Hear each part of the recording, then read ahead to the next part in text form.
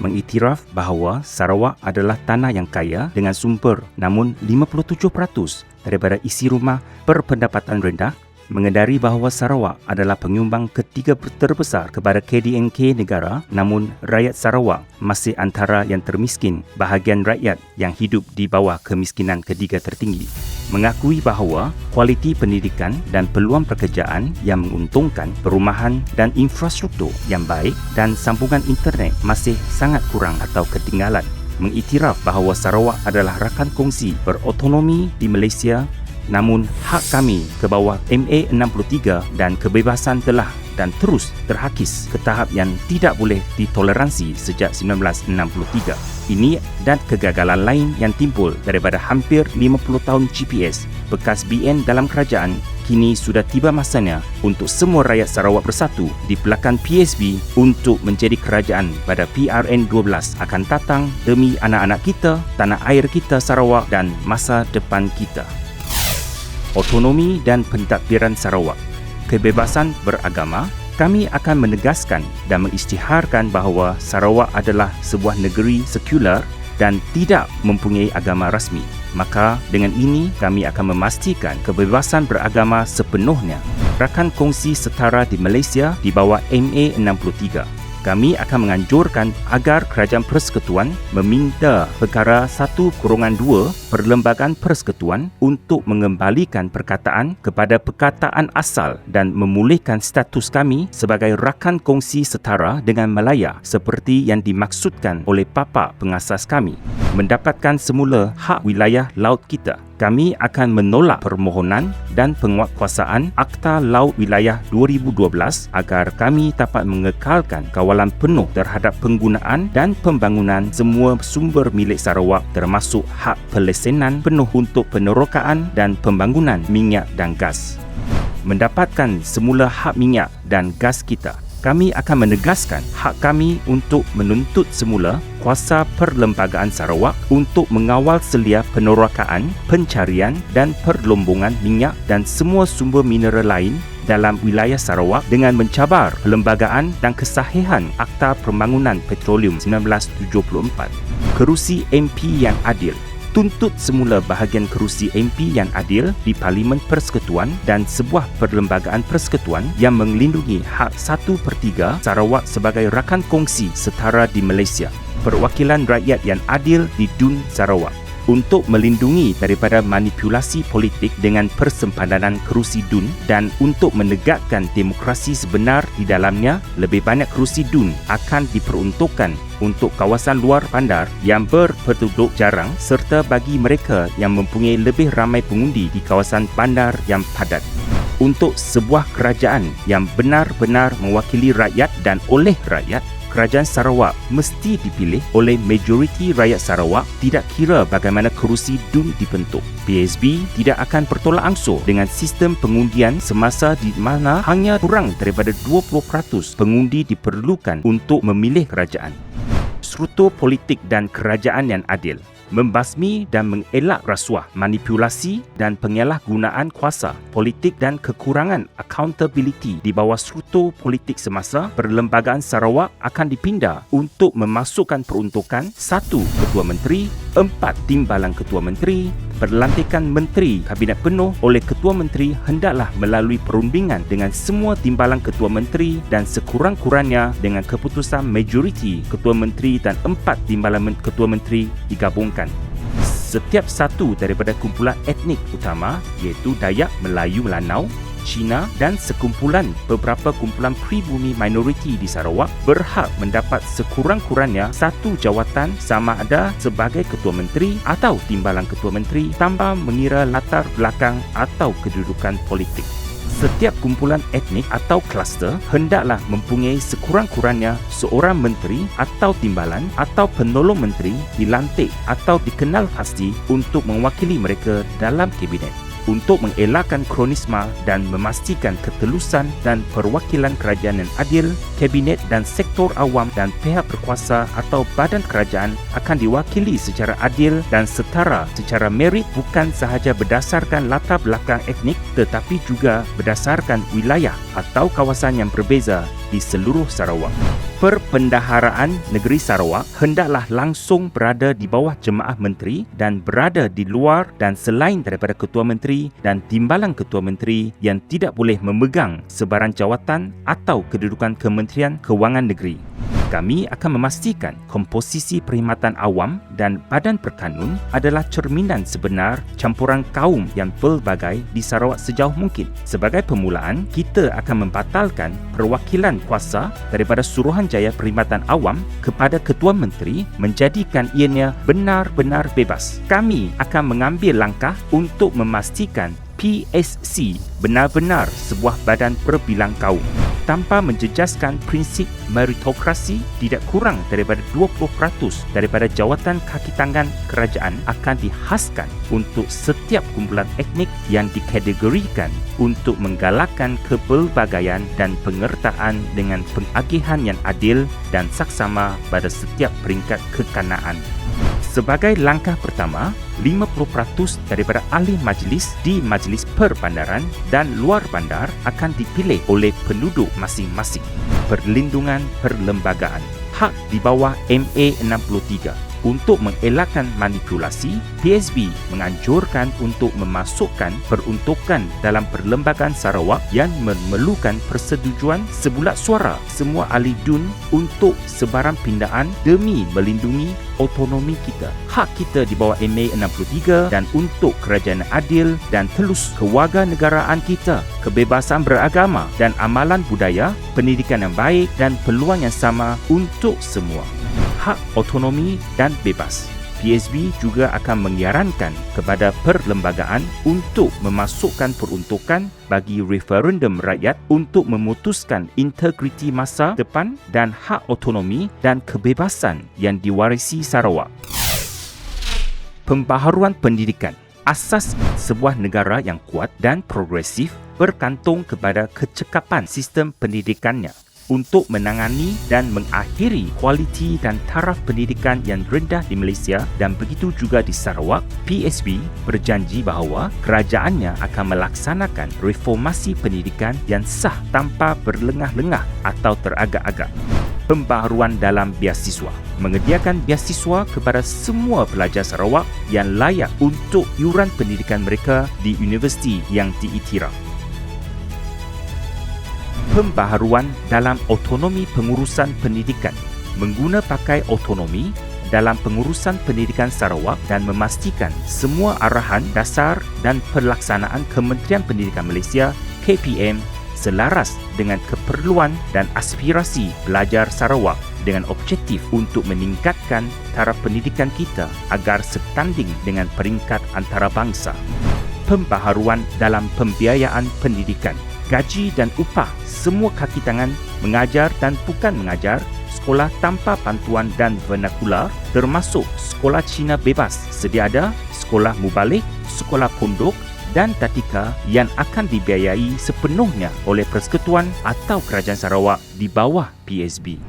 Menggalakkan multilingualisme dan dijamin dalam Perlembagaan Sarawak. Semua pelajar akan digalakkan untuk belajar dan seterusnya mencapai kecekapan dalam bahasa kedua pilihan mereka daripada kalangan bahasa Inggeris, Cina, Iban atau bahasa vernacular lain dalam garis masa yang ditetapkan. Bahasa Inggeris sebagai medium pengajaran akan dijamin sebagai pilihan di semua sekolah oleh pihak berkepentingan untuk membaiki dan menaik taraf sekolah.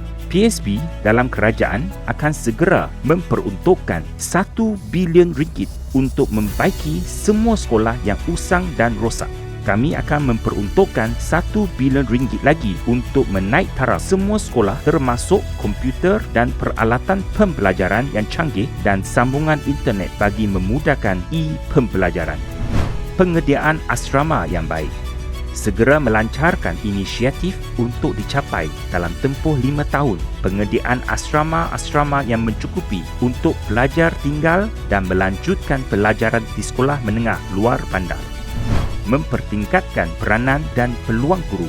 Semua guru dari semua jenis sekolah yang terdiri daripada vernakular kebangsaan termasuk sekolah Cina bebas semasa, sekolah mubalik, tadika dan taska kanak-kanak yang berkelayakan akan menikmati gaji dan peluang yang adil dan sama rata dalam pembangunan kerjaya berdasarkan kelayakan dan meritokrasi. Kami akan menyediakan insentif dan usaha khas untuk menggalakkan lebih ramai rakyat Sarawak mengambil pengajaran dan menjadi mentor inspirasi untuk generasi muda kita. Tujuannya adalah untuk mengurangkan kebergantungan kepada guru dari Semenanjung Malaysia. Pendidikan Bahasa Ibunda. Kami akan memperuntukkan bajet khas untuk menyediakan pendidikan bahasa ibunda bagi setiap kumpulan etnik di peringkat prasekolah sehingga peringkat sekolah rendah bagi menggalakkan pemuliharaan bahasa, adat dan budaya etnik kita. Untuk meningkatkan pendidikan tinggi tempatan, menjemput industri dan entiti akademik di peringkat tempatan dan antarabangsa untuk merangka pelan induk dengan cadangan untuk meningkatkan keberkesanan program universiti, fokus pada R&D dan menubuhkan agensi sains dan pembangunan. Pembaharuan sosio-ekonomi. Pembaharuan pertama, meningkatkan pendapatan negeri. Memantapkan hasil negeri Sarawak secara strategik termasuk mewujudkan dana kekayaan negara dengan meningkatkan rizab kerajaan negeri kepada 100 bilion ringgit melalui perancangan dan pengurusan kewangan yang baik, meningkatkan hasil daripada minyak dan gas dan pendapatan pantai serta melalui kepelbagaian pragmatik aktiviti ekonomi. Pembaharuan kedua, keutamaan ekonomi. Bagi memastikan kemajuan ekonomi yang mampan, kerajaan PSB akan menangguhkan dan menjalankan semakan awam ke atas semua projek walkabout yang mewah, mega dan impulsif berjumlah 45 bilion ringgit di bawah kerajaan GPS Abang Johari. Mengubah hala sumber kewangan untuk mengangkatkan kemiskinan dan meningkatkan taraf hidup rakyat di Sarawak dengan perumahan yang lebih baik, lebih banyak peluang pekerjaan dan ekonomi, makanan yang mencukupi, pendidikan berkualiti dengan sekolah yang sesuai dan dengan penyediaan infrastruktur asas seperti jalan raya dan jambatan yang betul, penjagaan kesihatan dan perubatan, kemudahan yang diperlukan untuk pengangkutan sungai pedalaman, elektrik dan air serta sambungan internet. Perubahan ketiga, liberalisasi ekonomi. Untuk mendorong kemajuan ekonomi, kerajaan PSB akan komitmen kepada liberalisasi ekonomi, menghapuskan monopoli, amalan ketelusan untuk memerangi rasuah, menyediakan dasar yang menggalakkan untuk persekitaran yang stabil dan kondusif untuk sektor swasta menjalankan perniagaan bagi memimpin dalam mewujudkan pekerjaan yang layak untuk semua rakyat Sarawak, membasmi monopoli atau tertaluk kepada penelitian awam untuk meningkatkan daya saing termasuk mengeluarkan lesen atau permit ekstraksi pasir terutamanya di sepanjang Sungai Berajang dan Igan secara langsung kepada pengusaha dan pengguna, membenarkan lebih banyak syarikat mengambil bahagian dalam membekalkan pembuatan dan menjual simen dan produk berkaitan. Berjanji untuk tidak mengenakan kenaikan cukai yang tinggi secara sewenang-wenangnya dan angkuh atau mengenakan larangan ekspor atau menahan permit atau lesen secara politik. Hapuskan semua cukai jualan ke atas semua bentuk tayar untuk mengurangkan kos pengangkutan dan perjalanan. Perbaharui semua lesen kuari jika pengusaha mematuhi syarat lesen. Pembaharuan keempat, nelayan dan petani pekebun kecil. Untuk memanfaatkan sumber yang kaya di laut, sungai dan tanah yang luas, kerajaan PSB akan memperuntukkan 500 juta ringgit untuk penduduk pesisir pantai dan sungai untuk menjana pendapatan yang lebih tinggi daripada penangkapan ikan dan aktiviti perikanan marin yang ditetapkan. Memperuntukkan 500 juta ringgit untuk membangunkan aktiviti pertanian yang ditetapkan seperti buah-buahan, sayur-sayuran atau tanaman makanan lain untuk menjana pendapatan yang lebih tinggi dan lebih banyak pekerjaan kepada petani di kawasan luar bandar. Dana bantuan khas memberi semua nelayan dan petani yang berdaftar dan aktif allowance bantuan bulanan sebanyak RM1,200 atau RM2,200 setiap isi rumah yang terjejas oleh cuaca buruk atau akibat bencana alam. Pembaharuan kelima, peruntukan khas untuk PKS yang ditetapkan. untuk PKS memainkan peranan yang lebih besar dalam sumbangan ekonomi, industri dan perniagaan yang ditetapkan untuk semua jenis PKS untuk menikmati konsesi khas ke atas tarif elektrik, sewa tanah dan premium. Pembaharuan ke-6, pembaharuan pembangunan dalam pegangan tanah dan pemilikan. Untuk memberi jaminan pemilikan tanah kepada rakyat Sarawak, kami akan menukar semua tanah kediaman pegangan pajak kepada pegangan bebas dan semua tanah komersial kepada pajakan 99 tahun sebagai balasan untuk pembayaran premium secara one-off kepada negeri berdasarkan nilai harta dan menikmati pembaharuan secara automatik melainkan diperlukan oleh kerajaan untuk kegunaan awam. Semua tanah pajakan untuk pertanian termasuk pengeluaran makanan akan diberikan pajakan 99 tahun dan menikmati pembaharuan automatik melainkan diperlukan oleh kerajaan untuk kegunaan awam. Semua tanah yang menghasilkan tanaman, makanan komersial akan dikecualikan daripada sewa tanah, premium atau sebaran cukai atau levy berkaitan tanah lain. Penubuhan Suruhanjaya Tanah bagi menambah baik pentadbiran tanah termasuk pemakai menua dan pulau galau. Semua tanah NCR yang ditetapkan hendaklah dikeluarkan dengan hak milik kekal di bawah Seksyen 18 Kanun Tanah. Tanah adat Bumi Putera Komunal yang dikeluarkan di bawah Seksyen 6 Kanun Tanah boleh dibangunkan dengan persetujuan sekurang-kurangnya 70% daripada ahli masyarakat berkenaan. Kami berjanji bahawa semua notis Seksyen 47 akan luput secara automatik 2 tahun selepas diwartakan jika tidak diambil oleh kerajaan untuk tujuan awam. Dalam pembangunan tanah, menggantikan hutan asli, meneruskan usaha untuk memelihara hutan semula jadi dengan mewujudkan 1 juta hektar hutan tanaman melalui penyelesaian isu tanah dengan penduduk tempatan dan menyediakan dana pelaburan RM5 bilion untuk pribumi luar bandar menanam dan memiliki ladang pokok mereka sendiri. 20,000 sehektar tanah NCR, pemberian RM20,000 sehektar untuk membolehkan kira-kira 1 juta hektar pemilik tanah NCR sama ada secara individu atau komunal menubuhkan dan memiliki ladang pertanian mereka, contoh kelapa sawit, pokok kayu, getah, buluh, sagu, durian dan buah-buahan pelbagai jenis. 1 bilion untuk koperasi luar bandar, pemberian sejumlah RM1 bilion untuk menubuhkan koperasi luar bandar bagi memudahkan pencapaian skala ekonomi dalam jualan dan pemasaran dan logistik melalui latihan dan pembinaan kapasiti untuk penduduk luar bandar. Dalam infrastruktur dan utiliti asas, jalan semua musim. Utamakan untuk segera menghubungkan semua isi rumah utama, luar bandar, sekolah dan harta tanah pertanian mereka dengan jalan semua musim. Penyediaan infrastruktur jangka pendek dan panjang. Dengan segera, laksanakan penyediaan bekalan elektrik, air dan sambungan internet jangka pendek ke semua sekolah luar bandar, rumah panjang dan pusat komuniti kampung. Pada masa yang sama, kaji dan laksanakan rancangan jangka panjang 10 tahun untuk mencapai peruntukan keperluan asas ini secara kekal. Pusat penjagaan kesihatan luar bandar untuk menaik taraf atau membina lebih banyak klinik atau hospital kejiranan komuniti termasuk klinik desa diperkukuh lagi dengan tenaga kerja dan bekalan perubatan yang mencukupi. Naik taraf jalan daripada keguna R3 kepada R5.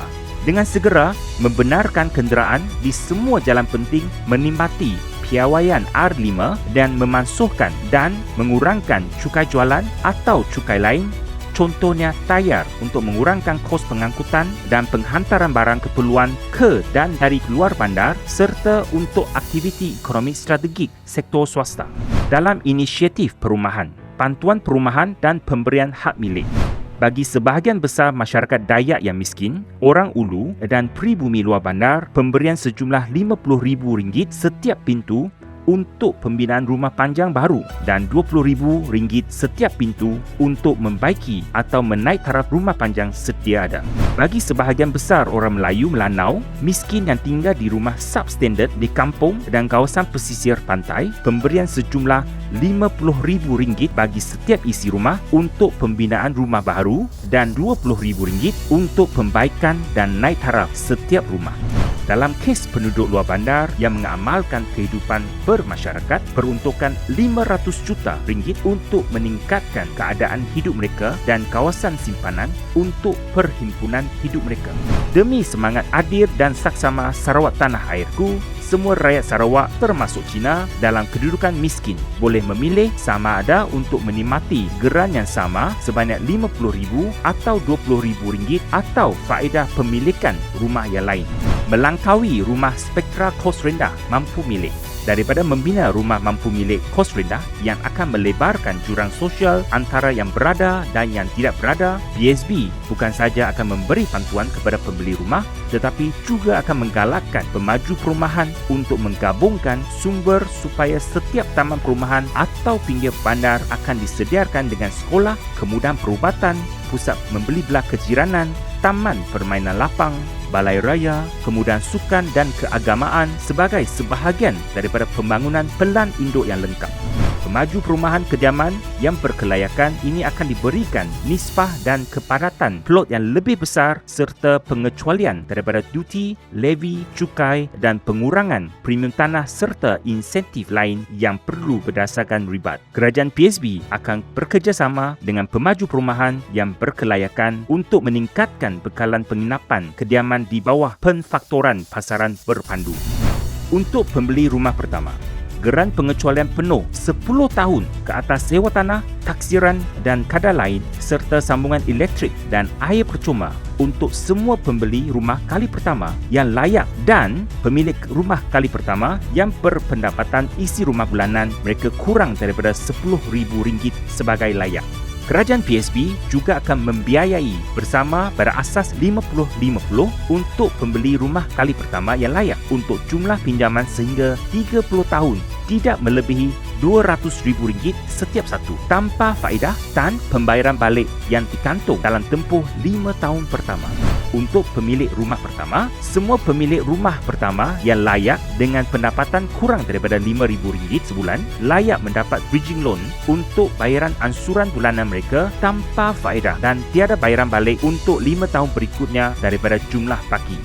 Dalam inisiatif sosial, memperkenalkan insentif pekerjaan bagi menggalakkan pengajian rakyat Sarawak semasa dan selepas tempoh pandemik COVID-19, majikan yang layak mendapat insentif RM6,000 setahun bagi setiap warga Sarawak yang bekerja di Sarawak yang mempunyai gaji atau upah bulanan secara agregat tidak melebihi RM3,000 sebulan untuk tempoh 5 tahun dan disemak selepas itu.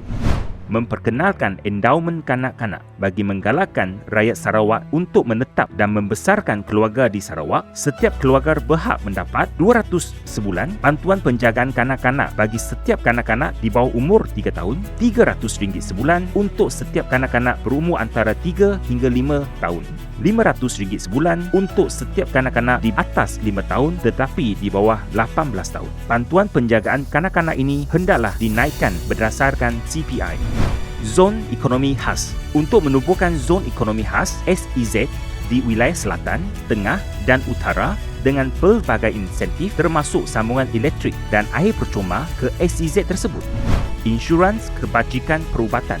Skim insurans untuk semua rakyat Sarawak dengan subsidi 50% premium perubatan oleh Kerajaan Sarawak di bawah PSB untuk melindungi daripada perbelanjaan penyakit utama di hospital atau klinik awam dan swasta.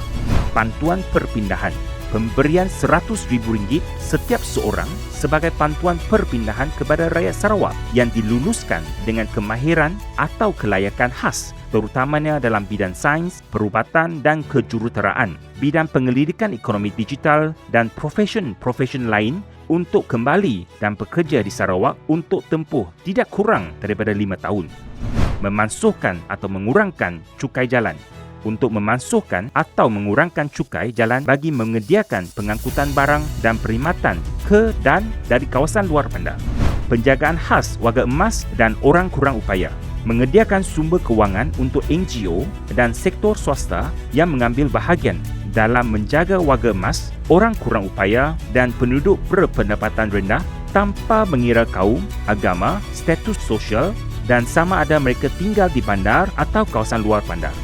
semua warga emas yang kehilangan upaya dan warga Sarawak yang cacat yang memerlukan penjagaan khas akan diberikan allowance jagaan sebanyak RM1,200 sebulan. Untuk menggalakkan kebebasan dan maruah diri, warga emas yang berkelayakan diberikan allowance sara hidup RM600 sebulan dan diberikan status istimewa untuk menikmati keistimewaan diskaun dan bantuan dalam kehidupan seharian mereka. Wanita, kami mengakui bahawa hak wanita adalah hak asasi manusia dan kami akan melindungi dan menguatkuasakan hak wanita termasuk hak untuk hidup bebas daripada keganasan, perhambaan dan diskriminasi, untuk berpendidikan, untuk memiliki harta, untuk mengundi dan untuk mendapat upah yang adil dan sama rata. Kami akan menubuhkan pusat bantuan wanita dan rumah selamat untuk wanita yang dalam hubungan kasar. Kami akan mewujudkan program latihan dan kemudahan kredit mikro untuk ibu tunggal dan wanita yang ingin menubuhkan perniagaan mereka sendiri. Kami akan menggalakkan kesaksamaan jantina dalam semua aspek dan menjalankan kempen kesedaran awam mengenai gangguan seksual di tempat kerja dan institusi pendidikan.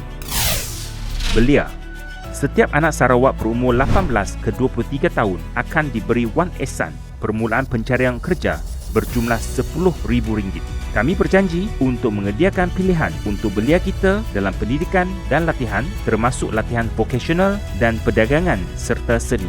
Kami berjanji untuk menyediakan peluang latihan semula untuk belia yang ingin berpindah ke pekerjaan yang berbeza atau memperbaiki diri.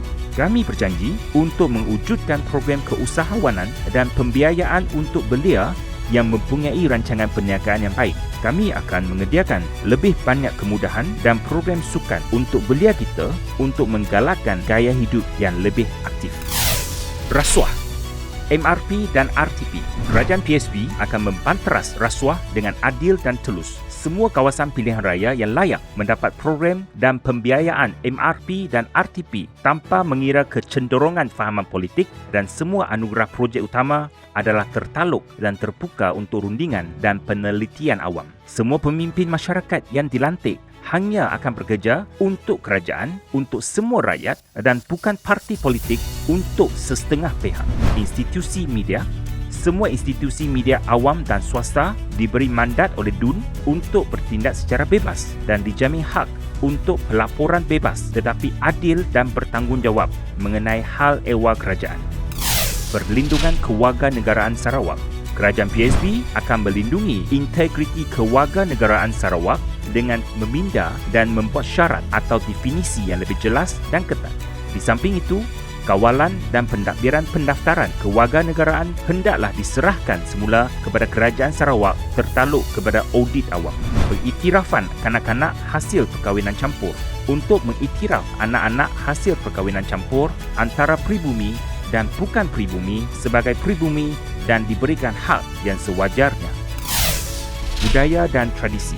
Kerajaan PSB akan menubuhkan kementerian untuk memelihara dan mempertingkatkan aktiviti-aktiviti tradisi dan budaya setiap kumpulan etnik di Sarawak termasuk artifak sejarah, bahasa dan seni dan muzik antara lain. Agama. Kebebasan beragama dan kebebasan berpersatuan yang terjamin. Bagi mengiktiraf Sarawak sebagai masyarakat berbilang kaum, agama dan budaya, PSB akan memastikan wujudnya kebebasan mutlak dan penghormatan terhadap pilihan agama dan amalannya tanpa rasa takut akan penganiayaan atau diskriminasi dijamin oleh perlembagaan negeri. Di samping itu, tiada sesiapa pun dibenarkan menggunakan agama sebagai alat untuk mengebarkan politik. Suruhanjaya Kehamurnian Pelbagai Agama. PSB akan menubuhkan Suruhanjaya Kehamurnian Pelbagai Agama khas yang diangkutai oleh wakil daripada setiap kumpulan agama yang diiktiraf di Sarawak dan anggota kerajaan negeri untuk mengawasi dan memastikan kebebasan beragama benar-benar diamalkan di Sarawak, dan mandat mereka adalah untuk menentukan program awam yang sesuai dan pembiayaan yang berkaitan dengan agama di negeri. Pembiayaan yang seragam dan adil untuk semua agama yang diiktiraf. PSB akan memastikan pembiayaan awam disediakan secukupnya dan diperuntukkan secara saksama kepada semua agama yang diiktiraf di negeri ini dengan objektif untuk menyokong semua agama tanpa keutamaan, berat sebelah atau diskriminasi. Pembiayaan tersebut termasuk program pembiayaan untuk tempat ibadat, institut dan persatuan agama, pendidikan dan kursus agama serta acara dan perayaan keagamaan. Dalam hal ini, Suruhanjaya Keharmonian Pelbagai Agama akan membangunkan dan mentadbir dasar pembiayaan dan prerogatif. Semua pembiayaan sedemikian akan tertaluk kepada siasatan bebas dan audit awam untuk memastikan pengagihan dana yang adil dan berkesan. Penandaan sistem perundangan syariah dan sivil yang jelas. PSB akan berusaha ke arah penandaan semula bidang kuasa yang jelas antara sistem perundangan syariah dan sistem undang-undang sivil, tetapi tanpa menjejaskan mana-mana hak semua rakyat Sarawak di bawah Perlembagaan Persekutuan dan Negeri. Sarawak sebagai negeri sekular contoh.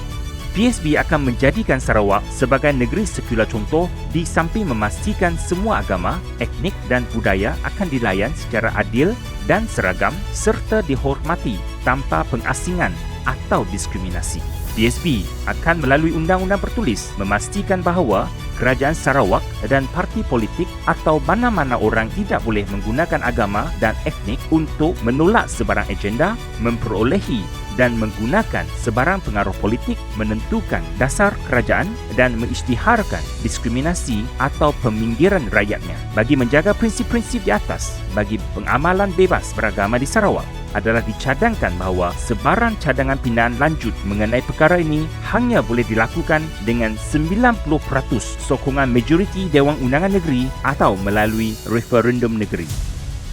Jika dipilih untuk membentuk Kerajaan Sarawak seterusnya, PSB akan berikrar dan komited kepada rakyat Sarawak untuk melaksanakan dengan bersungguh-sungguh semua pembaharuan yang kami anjurkan dan membetulkan kegagalan dan salah laku GPS bekas BN dalam kerajaan selama 58 tahun lepas. Perjanjian dan komitmen manifesto Kerajaan PSB hanyalah sebahagian daripada keseluruhan perubahan-perubahan yang diperlukan untuk membuat dan menggerakkan Sarawak ke arah sebuah negara maju.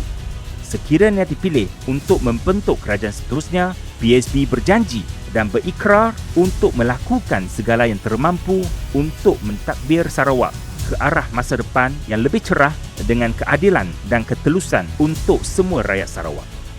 Ini adalah masa untuk perubahan. Sudah tiba masanya untuk menukar GPS aka bekas kerajaan BN yang diberi tempoh lebih 50 tahun untuk mentadbir Sarawak. GPS telah gagal bukan sahaja untuk melindungi Sarawak, malah telah mengerahkan haknya di bawah MA 63. Sarawak masih menjadi negeri yang miskin selepas 58 tahun kerana tadbir urus GPS aka bekas BN yang lemah dan janji yang tidak ditepati sejak pembentukan Malaysia pada 1963. Selain kehilangan pemilikan sumber minyak, gas serta wilayah laut Sarawak antara lainnya, Kerajaan GPS juga terus meminda Perlembagaan Sarawak untuk memudahkan lebih ramai orang bukan Sarawak layak menjadi orang Sarawak. Masa untuk menukar Kerajaan GPS ialah sekarang. Biar PSB menjadi perubahan untuk memperbaiki kehidupan kita dan membawa harapan kepada masa depan anak-anak kita. Pengakhiran untuk GPS adalah di sini. Harapan untuk masa depan adalah di sini. Matahari Terbit Sarawak. Undilah Parti Sarawak Bersatu.